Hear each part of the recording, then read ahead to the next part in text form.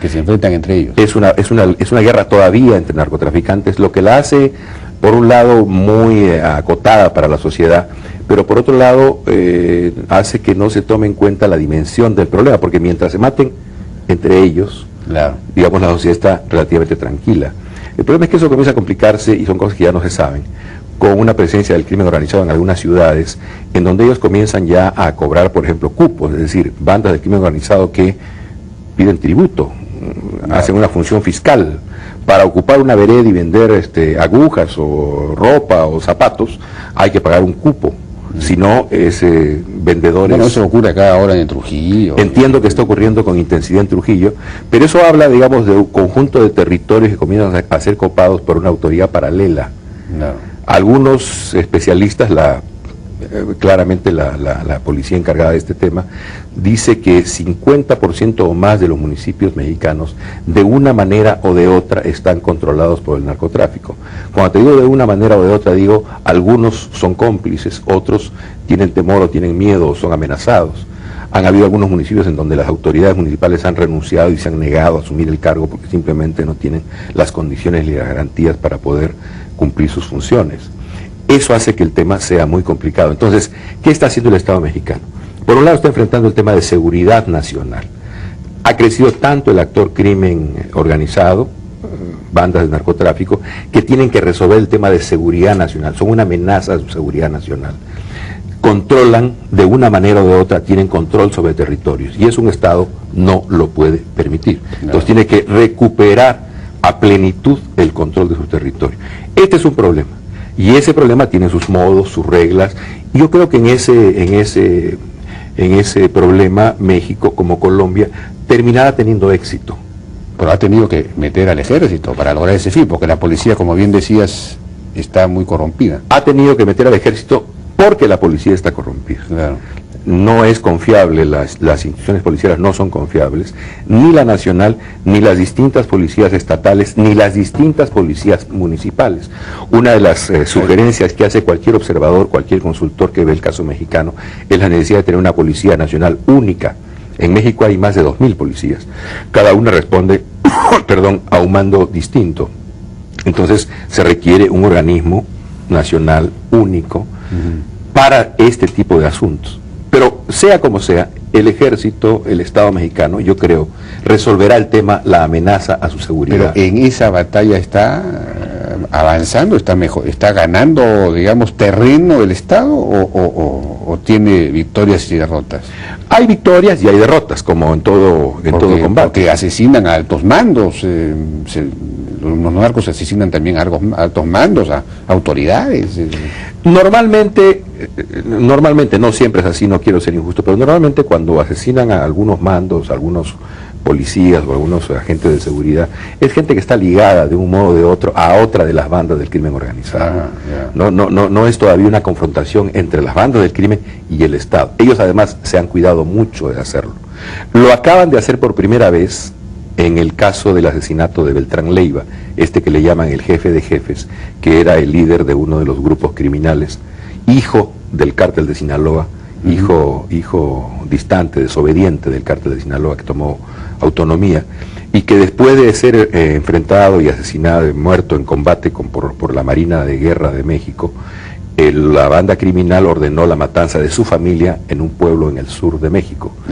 Y mataron a la madre, a la hermana, a la tía y a 2 o 3 parientes más. Del soldado, claro. No, del soldado que estuvo en el operativo, claro, en el que se mató a Beltrán Leiva. Es la primera vez que hay una reacción en donde claramente uno siente un reto, claro, un reto al Estado Nacional Mexicano. Pero sea como sea, yo tengo confianza en que ese tema de seguridad nacional va a ser resuelto. El tema de la droga y del tráfico y del crimen organizado, de la cocaína, del consumo de la cocaína, es otro. Tiene otras determinaciones, digamos. Tiene que ver más con la regulación del consumo, es un tema sobre todo de salud pública y de educación, y es allí donde creo que la batalla se podrá ganar esta como en Colombia, pero la otra difícilmente se va a ganar con esa política.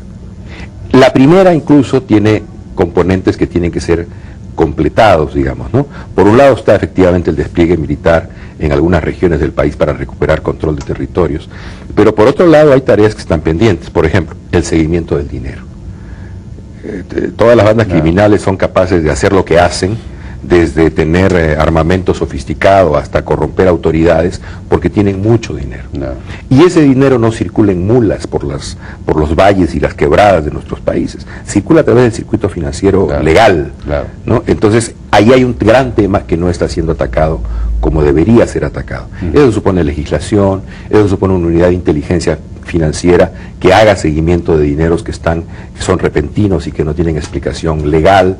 Eso supone capacidad de confiscación de ese tipo de bienes y de dineros mal habidos, y esa tarea no se está haciendo. Ahora, antes de entrar a eso, para tratar de terminar de entender la dinámica entre estos carteles, yo entiendo que el cartel de Sinaloa, que sería el principal cartel que hay en México, tiene un modo de actuar algo distinto de los demás, sería un poco más sofisticado, menos ostentoso.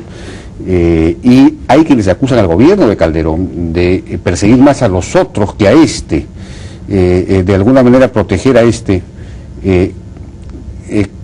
Quizás estaría buscando la estrategia de anular, de terminar de destruir a los otros para poder sentarse a negociar ya con uno solo, que además tendría mayor capacidad de negociación. Eso tiene sentido, muy maquiavélico me suena, ¿no? Pero mire, Jaime, hay gente que ha aconsejado eso, hay gente que ha aconsejado tanques de pensamiento en Estados Unidos que le han dicho a México, oye, mira, regula tu mercado, ten un solo agente fuerte y poderoso que sea capaz de dominarlo y luego con él podrás ver qué haces, o te entiendes o lo destrozas, esperas el tiempo apropiado. Yo no veo elementos que permitan afirmar que el gobierno del presidente Calderón esté en una política de ese tipo. Han caído líderes del narcotráfico de todas las bandas, no me parece. Sí es real que el cártel de Sinaloa es el menos violento que los otros, una razón muy sencilla. Por un lado, aparentemente el temperamento de sus líderes es mucho más, digámoslo así, empresarial y negociador, ellos están haciendo un negocio. Pero por otro lado son el viejo cartel establecido, son aquellos a los cuales hay que quitar del camino. Los carteles insurgentes tienen que hacerse un sitio y para eso el único lenguaje que conocen es el de la violencia. Claro, de acuerdo, interesante. Ahora, tú mencionabas que separas el problema del narcotráfico como problema de seguridad nacional de su dimensión de tráfico propiamente dicha. Pero yo no entiendo exactamente bien esa diferencia, porque si en la medida en que está criminalizado el tráfico, tenderá a convertirse en un problema de seguridad nacional, porque para defenderse, obviamente, se van a organizar en bandas peligrosas, en bandas que amenacen la seguridad nacional. Mira Colombia. Colombia tenía 2 carteles y medio, que eran los que gestionaban todo el negocio. Y esos 2 carteles y medio tenían la capacidad de enfrentarse y de confrontar al Estado Nacional colombiano. Hoy en Colombia lo que hay son 250 mini carteles. Bueno, ninguno de ellos... Está las FARC. Pero no es un gran cartel. Pero es un remanente de la derrota anterior. Están en ese proceso. Pero la gran amenaza, ¿cuál era? Era el cártel de Medellín, era el cártel de Cali, la posibilidad de una alianza, de una coalición con las FARC. Ese es el reto real del Estado colombiano. Eso ya no es posible. Hoy queda efectivamente como un remanente de la situación la confrontación del Estado colombiano con las FARC. Pero es un tema que en todo caso en el tiempo ha retrasado su solución. Pero lo que tienes en el tema específico del narcotráfico, de la producción de cocaína, hoy son 200 o 250 mini carteles, ninguno de los cuales no solamente es capaz de retar al Estado colombiano, no ha sido capaz de resistir la embestida de los carteles criminales mexicanos, que hoy son los dueños verdaderos del negocio. Entonces, a eso me refiero cuando te digo que hay un tema que tiene que ver con organizaciones. Lo que crees que puede ocurrir es que el Estado mexicano puede terminar pulverizando de alguna manera estos grandes cárteles, el cártel de Sinaloa y los otros, como ha ocurrido en Colombia. Y el negocio seguirá. ¿Y el negocio seguirá? El negocio seguirá, porque el negocio no depende de que tengas tú carteles grandes, medianos o menores. El negocio depende de la existencia de una demanda. Es ahí donde está el verdadero problema. Pero para que el negocio continúe siendo ilegal, de todos modos va a haber violencia, va a haber los narcos van a seguir contratando sicarios, en todo caso, digamos, se van a defender de alguna manera. No, sí, seguirá habiendo, pero ya como un tema de seguridad pública, no como un tema de seguridad nacional. Otra vez, vuelvo al caso colombiano, no es lo mismo tener un cartel que es capaz de poner una bomba en el Palacio de Justicia, o de raptar a 4, 5, 6 dueños de periódicos, o a 2 hombres de empresa, o asesinar a 4 o 3 candidatos presidenciales, un cartel que es capaz de hacer eso, a tener 200 carteles que sí se van a seguir matando entre sí, que va a seguir habiendo uno que otro muerto en la calle, pero que no se convierten en una amenaza a la seguridad nacional de un Estado. Son calidades de problema distintos.